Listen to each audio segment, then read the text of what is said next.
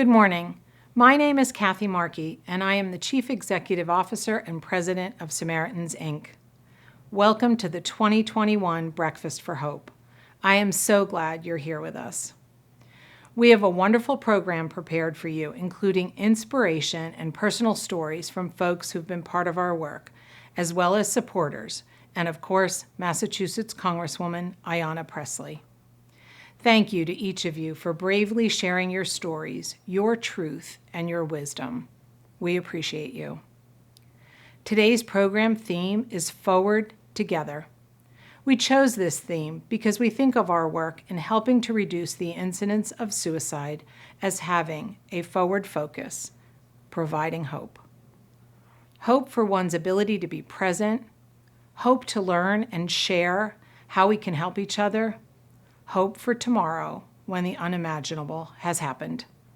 Hope that we can find a way forward together. 1 year ago, I came to you from my kitchen table just weeks after the nationwide shutdown. In the months that followed, Samaritans moved quickly and carefully to offer our programs and services virtually. I believe that our ability to do this well rested in the overall strength of Samaritans. We have solid, effective programs, dedicated people, and strong financial supporters. Shifting an entire organization is not easy, but it can be done when your starting position is balanced and stable. Early challenges related to the pandemic included high demand on the helpline, especially via text, and for a period of months longer than any other crisis period in our past. But we continued 24/7. Imagining a grief support meeting without being in person was at first difficult.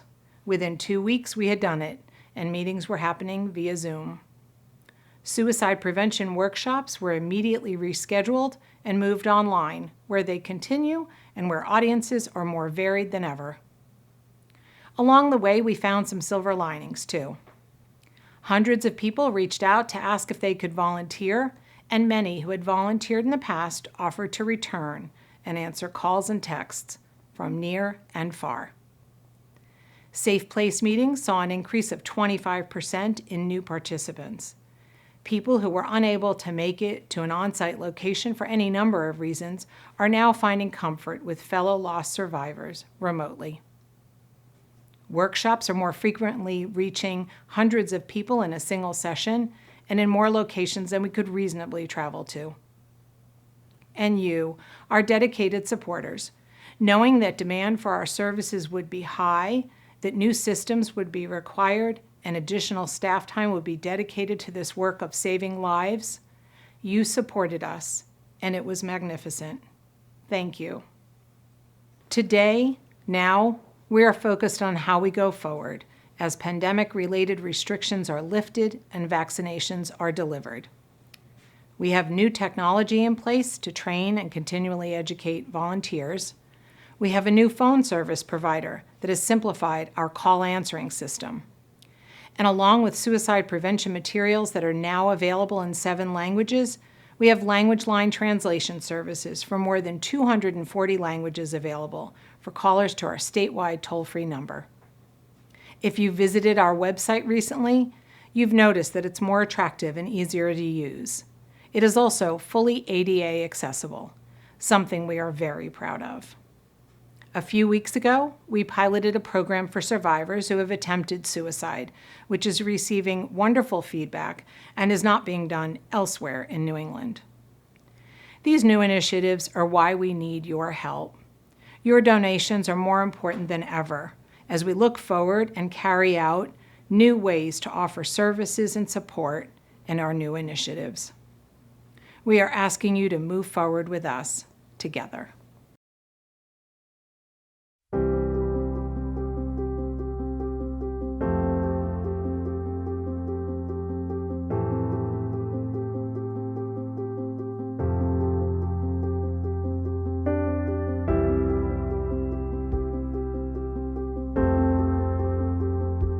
We all struggle one way or another with our mental health.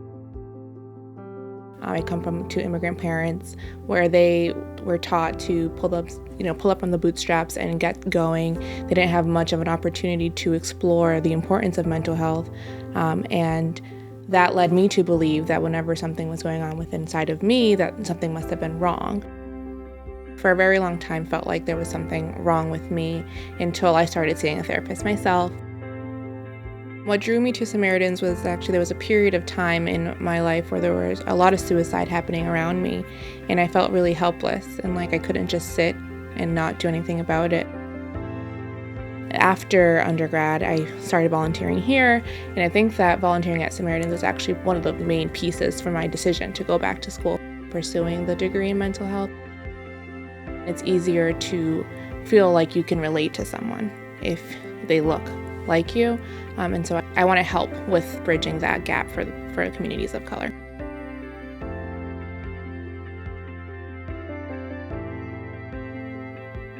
What I feel like is my purpose in life is to help serve these communities of color and understanding that, they are living through and have lived through generations of trauma, and that there's a way out of that. And that way is really through seeking mental health treatment, to start really investing in their mental health to help them work through that trauma.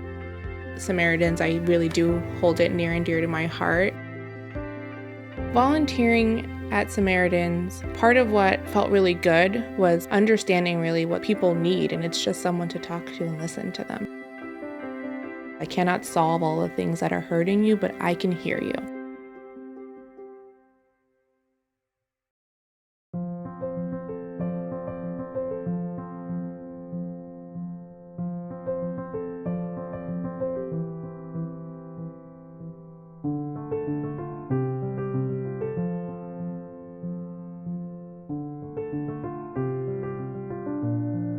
My brother Richie was intelligent, funny, had great mechanical skills. He was a bit of a prankster, a little bit mischievous, even going back to when we were kids. I lost Richie to suicide in 1979. A couple of years later, some friends decided to take me on a road trip, and they brought me over the Bourne Bridge. While on that bridge, I had noticed a sign that said, "If desperate, call the Samaritans." And that was the first I had ever heard of the Samaritans, or it was the first I had known that there was a suicide prevention organization. I was lucky enough to retire a few years ago and went to interview with the Samaritans on volunteering. And I had learned about safe place meetings. They had told me that these are meetings that are led by people who have lost someone to suicide. So in 1979, there were no safe place meetings, unfortunately. I had learned to cope with this just by trial and error. I really didn't have people to talk to the way you do in a safe place meeting. You can talk to your friends and relatives about suicide, about Richie, but although they're very well-meaning, they're not as helpful as if you're speaking to somebody who has also lost someone to suicide. These safe place meetings are wonderful. You learn that people in the same situation have the same feelings and emotions. You're not alone. So I was inspired to become a facilitator. Again, I'm 40 years out from this event, and I knew that if it could help me, I knew how much it would help those people that are just a couple of years into this. We always say, I'm sorry you're part of this club that nobody ever wanted to be in, but I'm so glad you're here to talk with us and to participate in safe place meetings. The online meetings have drawn people from other states, from other countries. It's really wonderful to be able to see the reach that the Samaritans has with these virtual safe place meetings. Because people grieve so differently, everybody is on a different path. The final destination is the same. We're trying to learn how to adapt to a life without our loved ones. If Richie had known of the Samaritans back then, I'm sure he would have used them. This work needs to go on. It just does.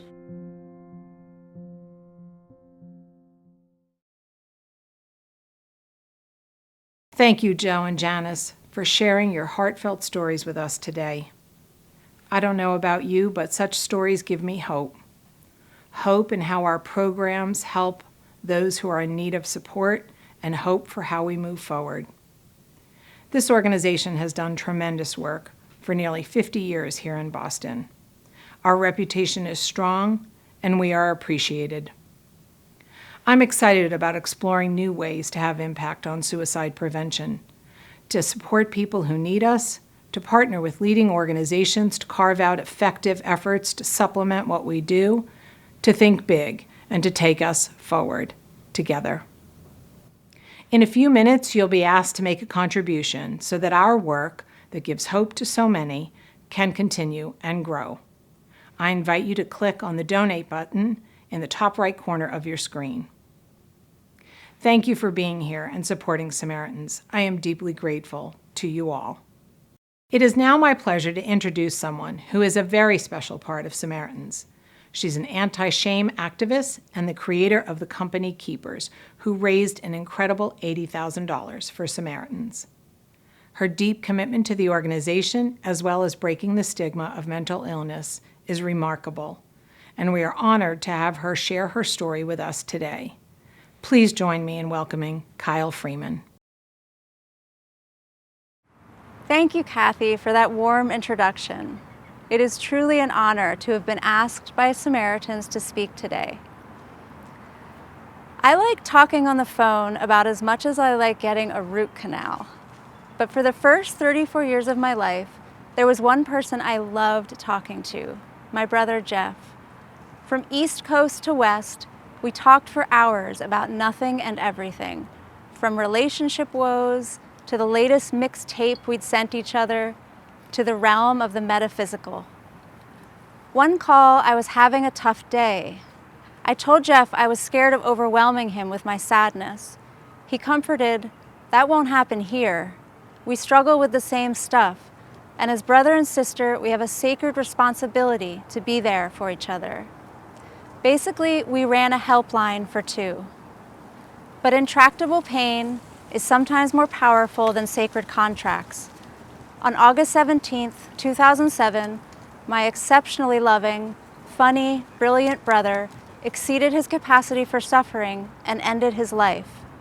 The void he left is vast and immeasurable. I've never been able to feel angry at Jeff because I know intimately how grueling it is to wrestle suicidal thoughts. I too have a brain that periodically tries to convince me that ending my life would be the most compassionate solution to my struggles.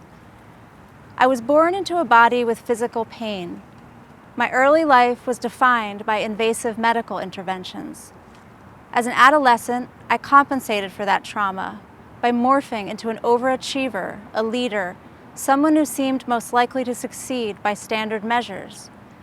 But the side effects of my childhood medical treatment eventually caught up with my body, derailing my life trajectory with a handful of physical chronic conditions, along with anxiety and depression. When I'm in the grips of suicidal thoughts, mental health shame says awful things to me about the core of who I am. It tells me I'm weak and at fault for the trauma I carry. It tries to silence me and keep me locked in a dark private battle. Shame severs me from human connection when I need it most. Years ago, in the midst of one of those battles, I Googled suicide helpline. After dialing the number, I heard someone say, "Samaritans, may I help you?" I yearned to hear my brother's soothing voice, but in his place was a young woman who conveyed exquisite compassion. As she warmly listened to me cry, it was like someone turning on a nightlight in the dark. In my private relationships or publicly, it never stops being scary for me to admit suicidal thinking.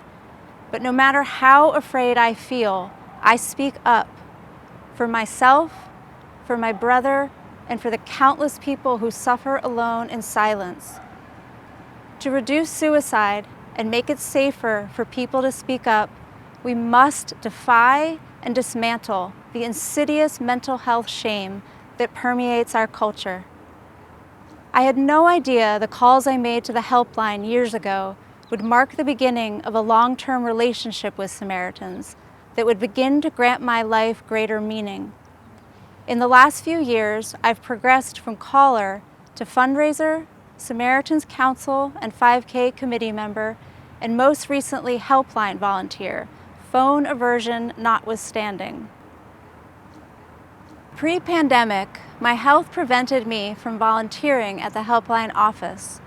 Samaritans' remarkable pandemic response of creating an entirely remote helpline operation now makes it possible for home-based people like me to be of service. That access is life-changing. In every point of contact I've ever had with Samaritans, I feel the opposite of shame. I feel deeply respected and appreciated for the entirety of who I am, triumphant, not fragile. Their commitment to befriending people in pain without cheering or fixing or judging is radical and transformative. One of my favorite quotes by writer Adrienne Rich captures the life-saving role Samaritans plays in my life and the world. Quote, "There must be those among whom we can sit down and weep and still be counted as warriors." When I gave my high school graduation speech 30 years ago, about to ship off to an Ivy League college to play Division I hockey, I never imagined that my life path would deviate so dramatically. Today, when I scroll through Facebook, seeing my classmates with their children on their adventures, shame tries to tell me I have failed at life. But as I watch Samaritans recruit my truth-telling and survivorship in service of their mission to save lives, I feel pride and purpose filling the space that shame and despair have long occupied. My life is wildly different than the one I hoped for, but through my relationship with Samaritans, I've been offered the opportunity to convert struggle into service, and that alone gives me a life worth living. When I first enlisted to volunteer for the Samaritans Helpline, my mental health was solid, but living alone in a pandemic brought me to my knees. A couple months ago, when it was time for my first unsupervised shift on the helpline, I was deeply struggling. But when I picked up the first call and heard the vulnerable voice of a fellow suffering human, my own pain transformed into empathy, and I heard myself say, "Samaritans, may I help you?"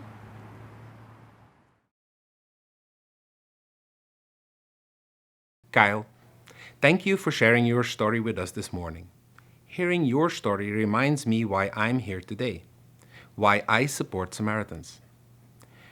You saw in the opening video and heard already a bit from Kathy some of the statistics around the great work Samaritans is doing. Whether it is reaching over 80,000 people through calls, text, or chat, or educating over 19,000 people with suicide prevention workshops, the reality, folks, is that there's only one way to achieve all of this, and that is with your support. Our mantra this year is Forward Together. We need you and your donations to continue the great service Samaritans brings to our communities, friends, and families. As many of you today, my wife and myself were introduced to the Samaritans through the Breakfast for Hope. That's now over 3 years ago, and every time I think back at the touching stories shared with us at the breakfast, every time I think back at the statistics around suicide, chills run down my spine. Returning home from that first breakfast, my wife and I were quiet. We didn't say much, but profoundly touched by what we learned that morning, we decided to join Samaritans as fundraisers for the breakfast. Today, more than ever, there are kids, moms, dads, colleagues out there that need the listening ear from Samaritans. Due to the COVID pandemic, the medical communities are experiencing a massive increase in patients with mental health problems. It can happen to anyone. Bringing awareness and breaking stigma around suicide, getting the word out that Samaritans is there and ready to listen, help, and educate must be a priority. A great way to bring awareness is to invite Samaritans to your workplace or local schools for a suicide prevention workshop and learn how to identify the risk factors and warning signs of suicide. I'm convinced these workshops are valuable for your organization. Help us reach more people and invite Samaritans to your organizations for a suicide prevention workshop. You can make the difference. Your donation helps Samaritans build out their services and reach more people. Forward together. Over 3 years later, I'm still here. I'm still fighting because one day it might be me, my spouse, my son, my friend, my colleague who needs Samaritans. So ask yourselves, why are you here today? What piqued your interest?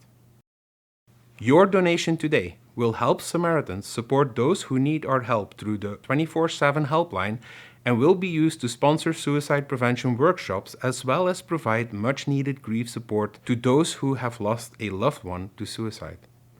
No amount is too small or too big, so please give generously. Donating this morning is easy. On the screen in front of you are the various ways you can donate. Click on the blue Donate button on the top right corner of your screen and donate any amount that feels right to you. I invite you this morning to join the Life Saving Society. This is a special group of sponsors who contribute $1,000 or more each year to support Samaritans' life-saving services. Please consider joining the Life Saving Society today. You can become a member of the Life Saving Society by making a monthly gift of only $85, or you can give $1,000 or more today. If you're old school and would like to mail your check, or if you donate using a donor-advised fund, please send your check to Samaritans Incorporated, P.O. Box 610189, Newton Highlands, Massachusetts 02461. Our goal for the breakfast is $500,000. We have already raised a good portion of this, but we will still need your help. Last year, we raised $157,000 the morning of the breakfast, but I know we can beat that this morning. Our mantra this year is Forward Together. We need you and your donations to continue the great service Samaritans brings to our communities, friends, and family. Thank you for your generous donations. Good morning, my colleagues and friends of Samaritans. It gives me great pleasure to introduce my sister, my family member, Ayanna. Ayanna Presley represents the Massachusetts 7th Congressional District. Hailing from Cincinnati, Ohio, Representative Presley was raised in Chicago, Illinois with her mom and shero, Sandra Presley. Not surprisingly to those of us who know her, Representative Presley was a cheerleader, did modeling and voiceover work, and was a competitive debater. In fact, during her senior year of high school, she was voted the most likely to be mayor of Chicago and was the commencement speaker for her class. Being always the intelligent, inquisitive, and forward thinker, Presley began to hone her political skills by working as a district representative for my friend, Representative John P. Kennedy II, and later as the political director and senior aide to my friend, Senator John Kerry. Her desire to not only influence the difference, but to make the difference, thrusted her into the political arena. She was first elected as an at-large member of the Boston City Council in November of 2009, becoming the first Black woman to serve in the 100-year history of the council. And because of her talent and political savvy, she topped the ticket in the council election in 2011, 2013, and 2015, and placed second in 2017. Ayanna has the dual distinction of being the first Black woman elected to the Boston City Council and the first Black woman elected to Congress from Massachusetts. So finally, my dear sister and family members, congressional office is the same office as the first Black Congresswoman from Brooklyn, New York, the late Shirley Chisholm. Be assured, Congresswoman Presley, like the late Representative Shirley Chisholm, is certainly unbossed and unbought. Please join me in welcoming our representative, Representative Ayanna Pressley. Good morning, everyone. I so wish we could all be together physically in community, but I appreciate the opportunity to join you virtually to express my appreciation. And I thank Kathy Markey and the entire team at Samaritans for the invitation to join you today. And most of all, I thank you for the work that you do year round. Thank you for laboring in love. Thank you for caring about your neighbor, for caring about our collective community. And thank you to my longtime friend, Joe Feaster. Joe, you are the embodiment of turning one's personal pain into a greater purpose. Because of your advocacy around combating and destigmatizing mental health challenges, because of your support to other families who've been impacted by suicide, you have helped so many people to get on a pathway to healing, and you've restored their hope. And I thank you. This year has certainly been an unprecedented year. I know we say that a lot, but it bears repeating. It's been unprecedented in every way. We've been living under the gravity and the weight of these three conflated crises.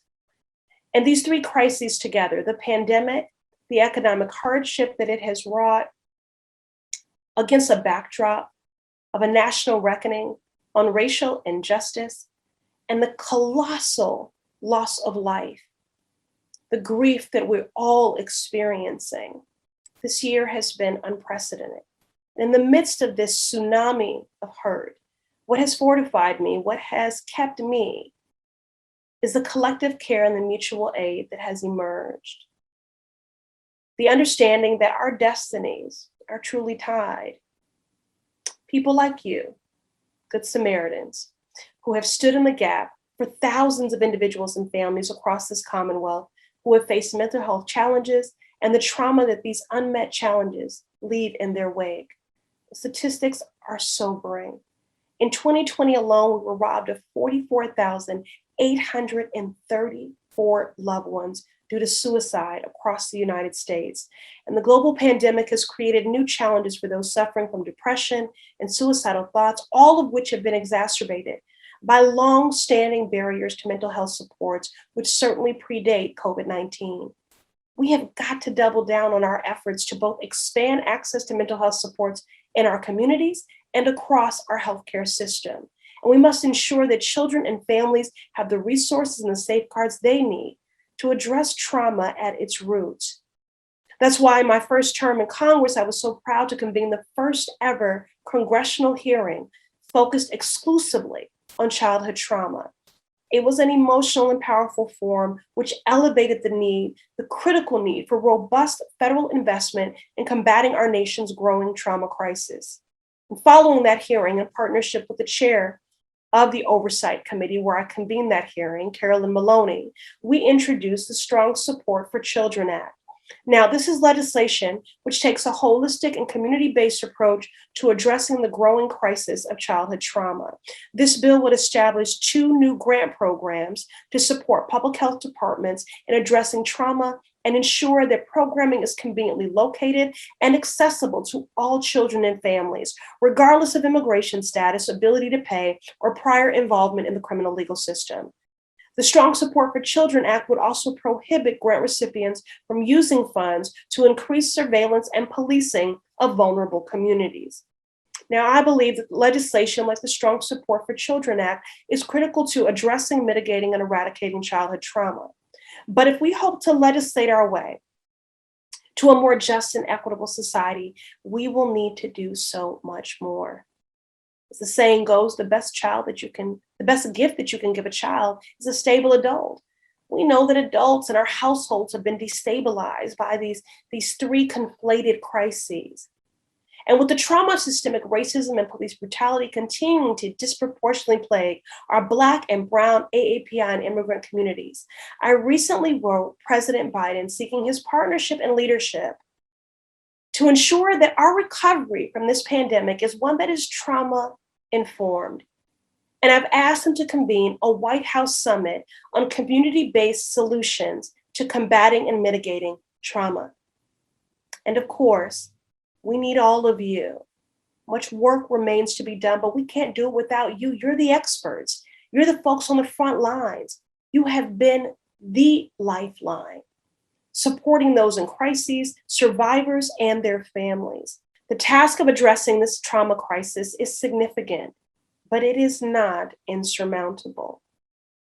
I hope that you all will continue to look to me as a partner in this critically important work, both in the face of recovering from the unprecedented hurt of the last year and beyond. I look forward to continuing to do this work with each and every one of you. But before we get to the work, I just want to center my gratitude, my deep and abiding gratitude for each and every one of you.